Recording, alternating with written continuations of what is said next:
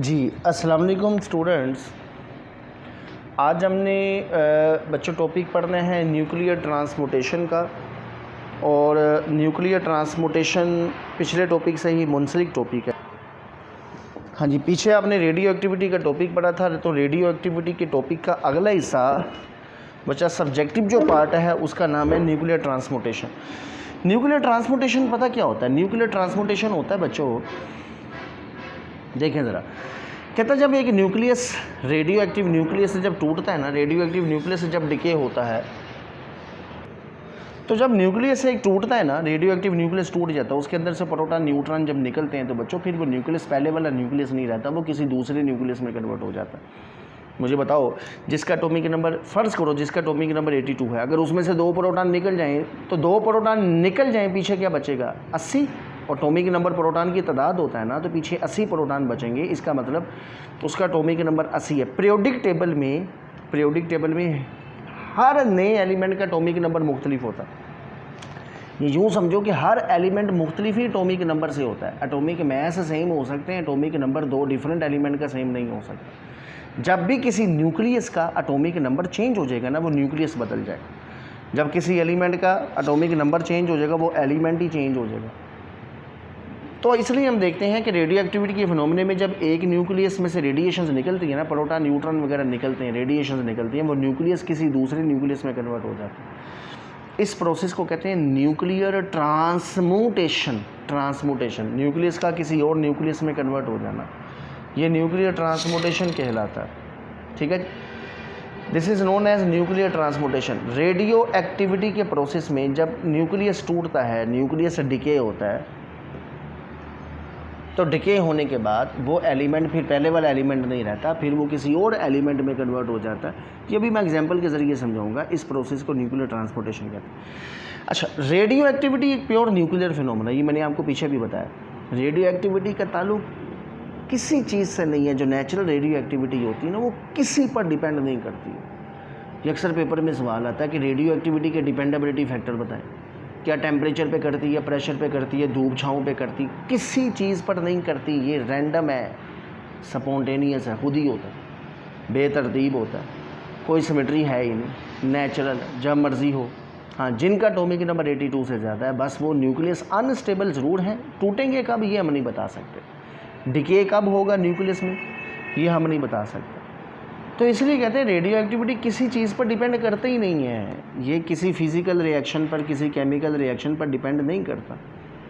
Physical में temperature pressure आ जाते हैं, केमिकल में कोई और केमिकल चेंजेस आ जाती हैं। तो बच्चों याद रखना, ये फिज़िक्स का वो वाहिद फिनोमेना है जिसका डिपेंडेबिलिटी फैक्टर्स नहीं है। रेडियो एक्टिविटी का कोई डिपेंडेबिलिटी फैक्टर नहीं है। हम लिख सकते हैं यहाँ पर no dependability factor, no dependability factor.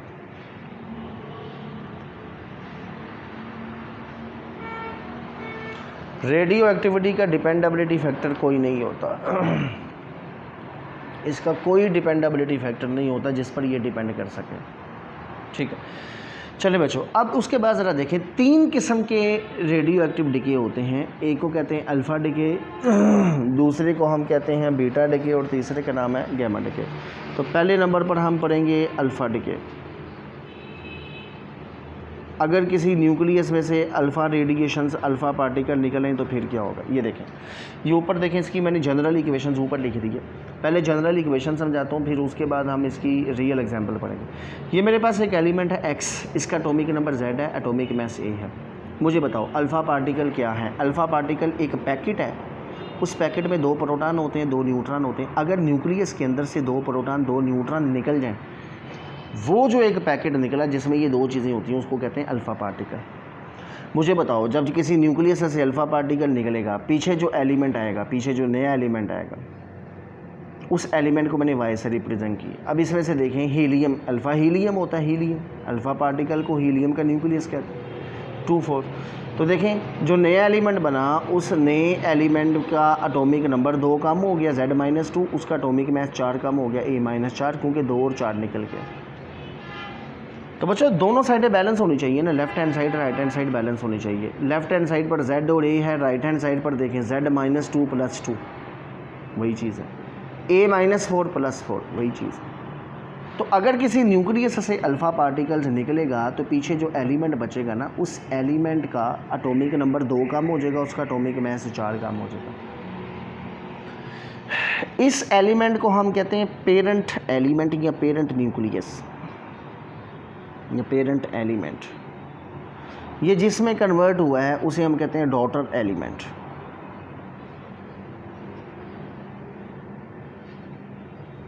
ठीक है, तो जब भी किसी न्यूक्लियस से अल्फ़ा पार्टिकल्स निकलेंगे, अल्फ़ा मिशन होगी, तो पीछे जो एलिमेंट्स बचेगा, जो डॉटर एलिमेंट बचेगा, उसका एटॉमिक नंबर 2 कम होगा, उसका एटॉमिक मास 4 कम हो। देखो बच्चों, एटॉमिक मास कम होने से एलिमेंट नहीं बदलता, एटॉमिक मास कोई गारंटी नहीं है एलिमेंट के बदलने से, लेकिन एक चीज़ पक्की है, एटॉमिक नंबर के चेंज होने से एलिमेंट चेंज हो जाता है। किसी एलिमेंट का एटॉमिक नंबर बदल गया, वो एलिमेंट बदल जाएगा। पीरियोडिक टेबल में हर नए एलिमेंट का एटॉमिक नंबर ही तो चेंज है। देखो ना, अगर किसी का एटॉमिक नंबर 82 है, बाद में 80 हो जाता है, 82 वाला एलिमेंट हो रहा है पीरियोडिक टेबल में, 80 वाला हो रहा है, 79 वाला हो रहा है, 78 वाला हो रहा है, 77 वाला हो रहा है, 76, ये सारे मुख्तलिफ हैं।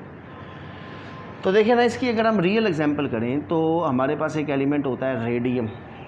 ये देखें बच्चों, रेडियम, अगर मैं यहाँ पर लिखूँ तो रेडियम, रेडियम का एटॉमिक नंबर होता है 88, इसका एटॉमिक मास होता है 226।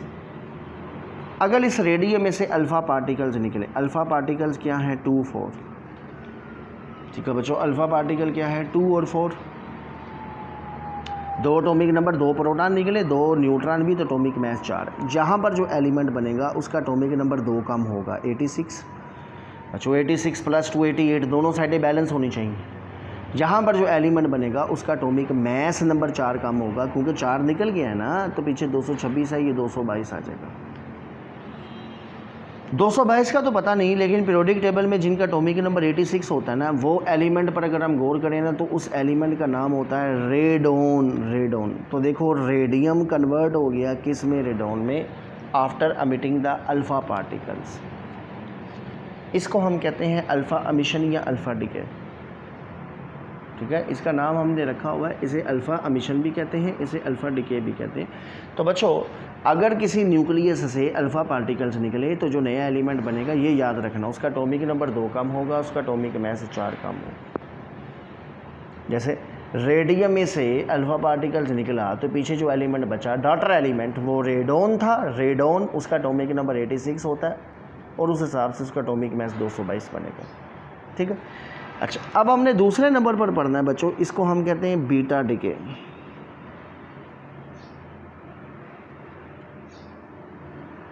जी बच्चों, ये दूसरे नंबर पर अब हमने बीटा डिके पढ़ना है। बीटा क्या हैं? बीटा फास्ट मूविंग इलेक्ट्रॉन्स हैं, याद रखना। न्यूक्लियस के अंदर से जो इलेक्ट्रॉन्स निकलते हैं उन्हें बीटा कहते हैं।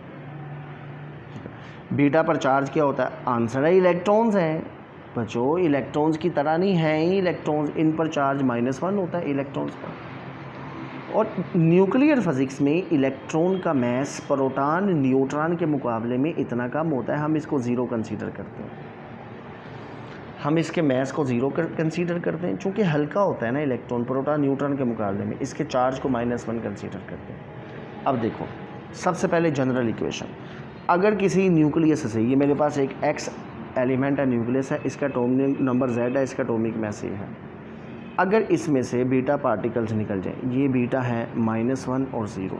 मैं अभी बताता हूँ कि न्यूक्लियस के अंदर इलेक्ट्रॉन होते कहाँ पर हैं, ये भी पढ़ेंगे हम। पहले ज़रा ये जनरल इक्वेशन देखो बच्चों, अगर इसमें से ये इलेक्ट्रॉन्स निकल जाए, पीछे जो एलिमेंट बचेगा उस एलिमेंट का एटॉमिक नंबर 1 बढ़ जाएगा। दोनों तरफ बैलेंस करना है, इधर Z है ना, तो इधर भी Z होना चाहिए। देखो ये -1 है, अगर मैं Z -1 करता तो माइनस माइनस प्लस हो जाता, वो तो Z -2 बच जाता। इधर Z है, इधर Z -2, ऐसे ले। अगर इधर Z है तो Z +1 -1 +1 -1 कैंसिल, पीछे Z ही आ गया। हाँ जी, A + 0 A आ गया। तो जो नया एलिमेंट बना उसका एटॉमिक नंबर 1 कम हो गया है, उसका एटॉमिक मास उतना ही है। तो याद रखना, बीटा पार्टिकल्स के निकलने से एटॉमिक नंबर 1 बढ़ जाता है, एटॉमिक मास पे कोई फ़र्क नहीं पड़ता। चले, सबसे पहले तो आपको मैं ये बताऊं कि बीटा निकलते कहाँ से हैं। यानी इलेक्ट्रॉन्स न्यूक्लियस में इलेक्ट्रॉन्स किस जगह पर छुपा होता है, इसको भी तो देखना है। हाँ जी, न्यूक्लियस में देखें इलेक्ट्रॉन्स कहाँ छुपा होता है। बच्चों वैसे बीटा पार्टिकल का जो कॉन्सेप्ट है ना, ये बड़ा टेक्निकल कॉन्सेप्ट है। इसने बड़ी देर ना साइंटिस्ट जो हैं हजरात, उनको उलझाए रखा। वो समझ नहीं पाते थे कि इलेक्ट्रॉन्स कहाँ से आते हैं। न्यूक्लियस के अंदर इलेक्ट्रॉन तो होते नहीं, न्यूक्लियस के बाहर इलेक्ट्रॉन होते हैं, ये अंदर से कहाँ से इलेक्ट्रॉन आ गए, तो ये समझ नहीं लगती होती थी। फिर बड़ी देर बाद पता चला कि असल में ये जो प्रोटॉन होता है ना, प्रोटॉन बच्चों, प्रोटॉन पर चार्ज होता है +1, इसके मैस को 1 माना जाता है, इसका मैस 1 है, चार्ज +1। प्रोटॉन दो चीज़ों से मिलकर बना है।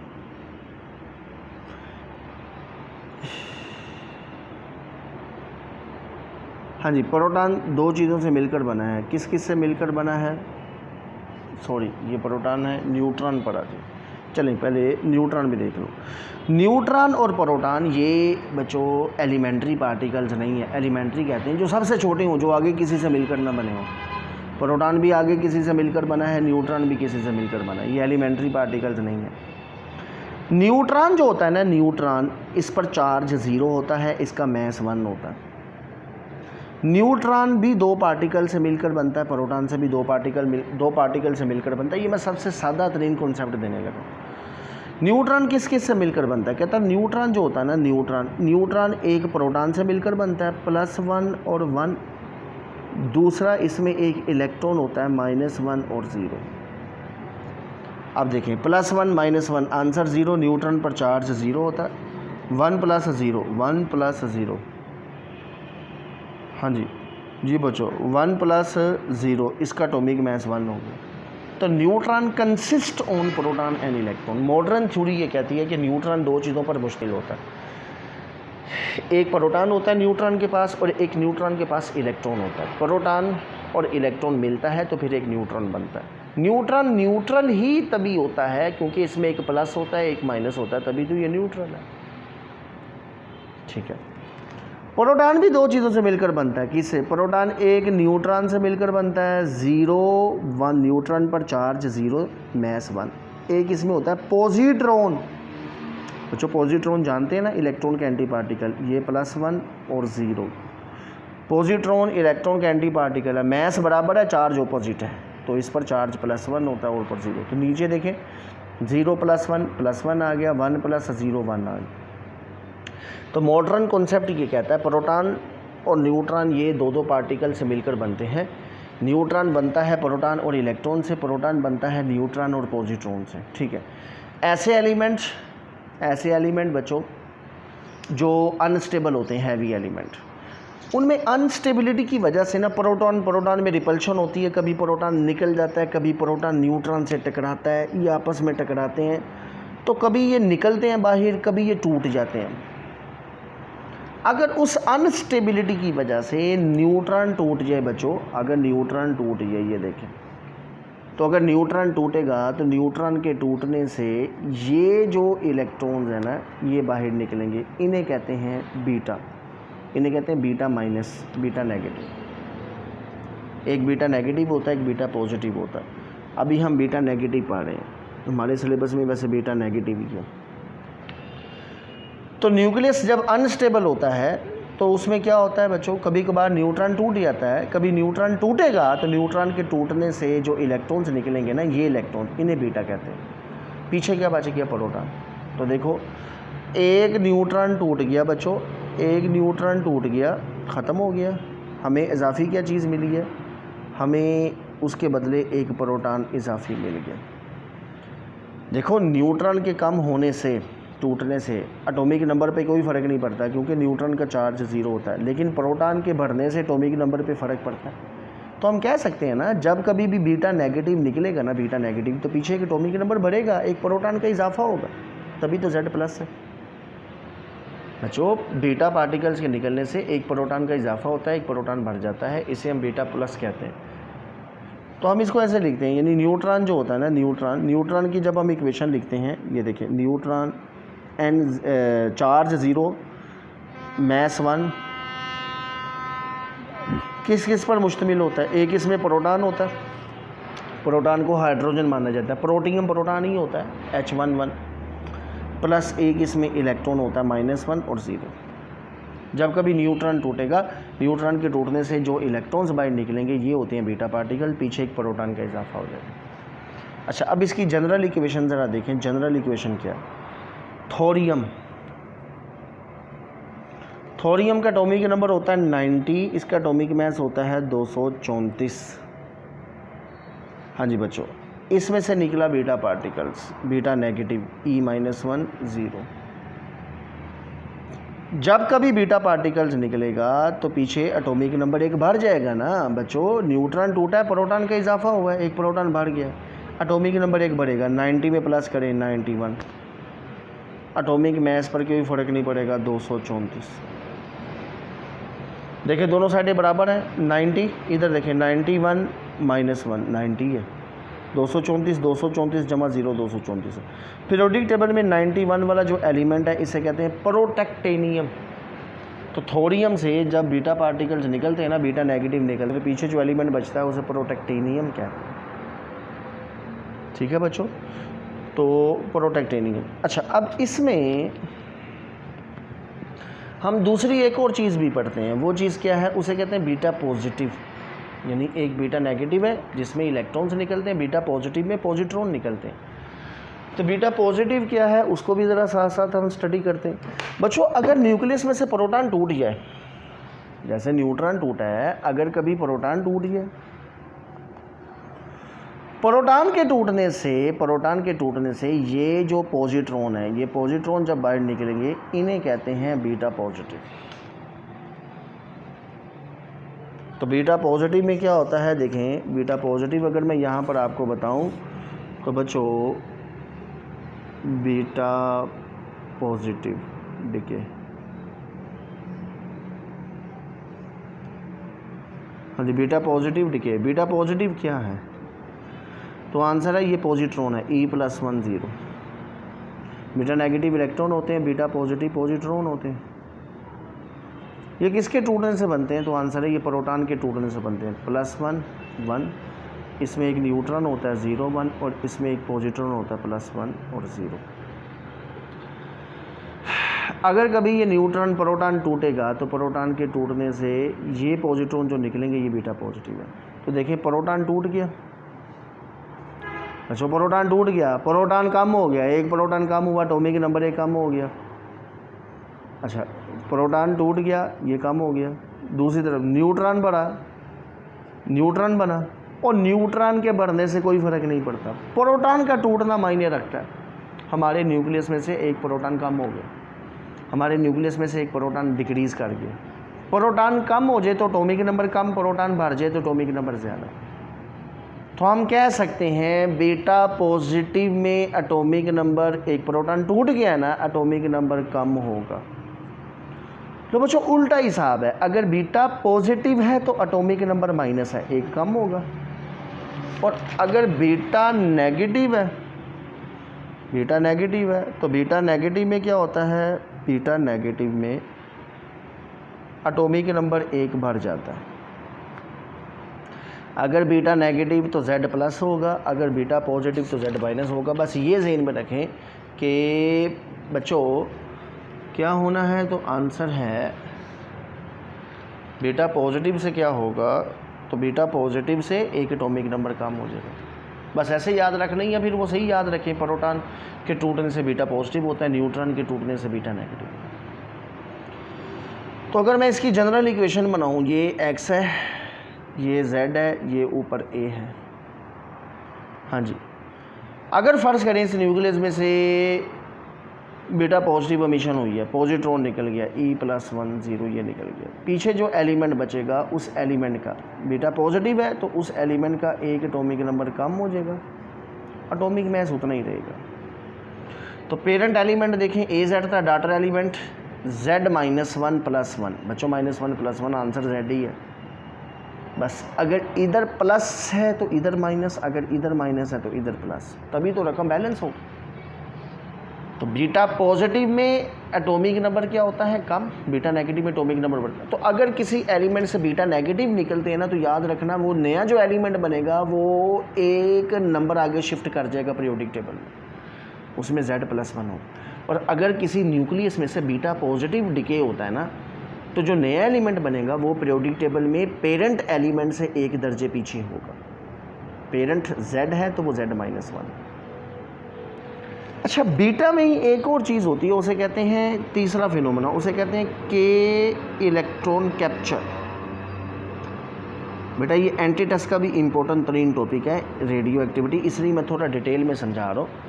तो किताब में सिर्फ उसने बीटा नेगेटिव दिया है, लेकिन उसके साथ मैं दो चीज़ें मज़ीद बता रहा हूँ, बीटा पॉजिटिव भी, के इलेक्ट्रॉन भी। चलिए किताब में नहीं, इनकी सिर्फ हम जनरल एग्जांपल्स पढ़ लेते हैं बस, तो ताकि ज़रा आइडिया हो जाए कि ये होते क्या हैं। के इलेक्ट्रॉन कैप्चर, बीटा से रिलेटेड तीसरा फिनोमेना के इलेक्ट्रॉन कैप्चर। ये पता क्या होता है? कहता है ये देखें, आप जानते हैं न्यूक्लियस के गिर्द पहला जो ऑर्बिट होता है उसे कहते हैं के, दिस इज़ के शेल, ये इसमें इलेक्ट्रॉन है।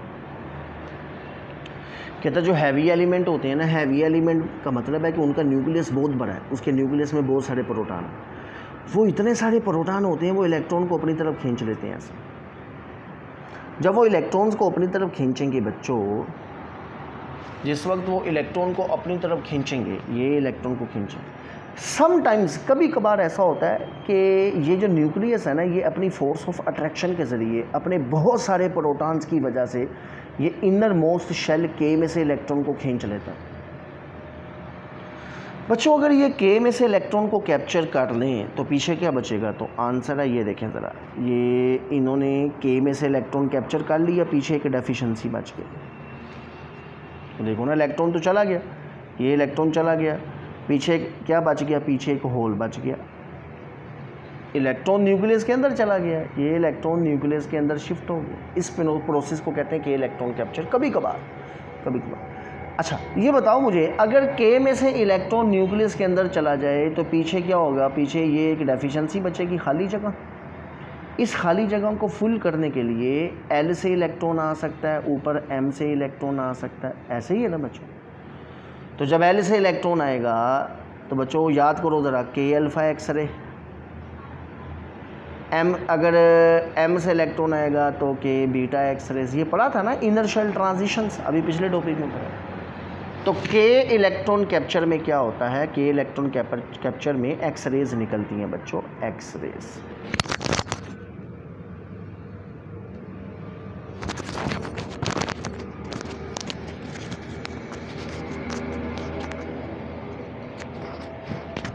के इलेक्ट्रॉन कैप्चर में क्या निकलता है? एक्सरेज निकलती हैं। हाँ जी, एक्सरेज निकलती हैं, एक्सरेज। क्योंकि इनर मोस्ट शेल के या के में से इलेक्ट्रॉन जब निकल जाएगा तो पीछे के में डेफिशिएंसी होगी, होल क्रिएट होगा। इस होल को फुल करने के लिए L से M से इलेक्ट्रॉन आ सकते हैं। तो हमने चैप्टर 20 में के अल्फ़ा के बीटा एक्सरेज पढ़ा था। तो मैं इसकी जनरल इक्वेशंस लिखूँ ज़रा। ये मेरे पास एक न्यूक्लियस है ZA, इसने एक इलेक्ट्रॉन को कैप्चर किया -10। जब ये एक इलेक्ट्रॉन को कैप्चर करेगी बच्चों, दोनों साइडें बराबर होनी चाहिए, दोनों साइडें बराबर। इधर देखें, लेफ्ट हैंड साइड पर क्या है? Z-1, इधर भी Z-1 होगा ऐसा। ऊपर क्या है? A+0 A है, इधर भी A होगा। तो जो नया एलिमेंट बना उसका एटॉमिक नंबर 1 कम है, उसका एटॉमिक मास वही है, और रिजल्ट में हमें क्या निकला है? एक्सरेज। अच्छा, एटॉमिक नंबर कम कैसे होता है? यानी जो नया एलिमेंट बना उसका एटॉमिक नंबर कम क्यों हुआ? तो आप जानते हैं बच्चों, जब ये इलेक्ट्रॉन, ये -10, जब ये इलेक्ट्रॉन न्यूक्लियस में जाएगा ना, न्यूक्लियस में जाएगा, ये न्यूक्लियस में प्रोटॉन से मिल जाएगा, +1 1। इलेक्ट्रॉन और प्रोटॉन ये दोनों मिले हैं बच्चों, तो क्या बनता है? तो आंसर है ये न्यूट्रॉन बनता है, 0 और 1। और न्यूट्रॉन दो चीज़ों पर ही तो मुश्तमिल होता है, किस किस पर? इलेक्ट्रॉन पर, प्रोटॉन पर। इलेक्ट्रॉन पर, प्रोटॉन पर। न्यूट्रॉन दो चीज़ों पर ही तो मुश्तमिल होता है, ठीक है जी। यानी ये दो चीज़ें ही तो होती हैं न्यूट्रॉन के अंदर। न्यूट्रॉन बेसिकली दो चीज़ों पर ही तो ऐसे डिपेंड करता है। तो बच्चों ये आपके पास मिल गया एक्सरेज का, हमें एक्सरेज मिला। इस फिनोमेने को, इस प्रोसेस को हम कहते हैं के इलेक्ट्रॉन कैप्चर, ये कहलाता है के इलेक्ट्रॉन कैप्चर। ठीक है जी। अच्छा, तो जब इलेक्ट्रॉन न्यूक्लियस में जाता है तो वो प्रोटॉन से मिलता है, प्रोटॉन से मिलकर न्यूट्रॉन बना देता है। तो देखो उसने एक प्रोटॉन कम कर दिया ना, तो बच्चों एक प्रोटॉन तो उसने कम कर दिया और एक न्यूट्रॉन बना दिया। न्यूट्रॉन के बढ़ने से एलिमेंट नहीं चेंज होता, प्रोटॉन के चेंज होने से, कम ज़्यादा होने से एलिमेंट चेंज हो जाता है। इस प्रोसेस को हम कहते हैं के इलेक्ट्रॉन कैप्चर। ठीक है, ये हमारा के इलेक्ट्रॉन कैप्चर कहलाता है। अच्छा बच्चों, अब उसके बाद तीसरा जो हमारा फिनोमेना बनता है, उस फिनोमेने को हम कहते हैं बच्चों गैमा डिके या gamma emission, gamma radiations. Gamma radiations किस तरह से निकलती हैं, ये हम बच्चों इंशाल्लाह इससे अगले लेक्चर में करेंगे, और साथ हम एक्सरसाइज के कुछ सवाल भी करेंगे ताकि हमारा जो है ना वो एक्सरसाइज वाला हिस्सा भी साथ साथ होता जाए। तो फिर इसको हम यहाँ रखते हैं, अगले लेक्चर में इंशाल्लाह हम एक्सरसाइज के साथ ये सारा काम करते हैं बच्चों। ठीक है बच्चों, अल्लाह हाफिज़।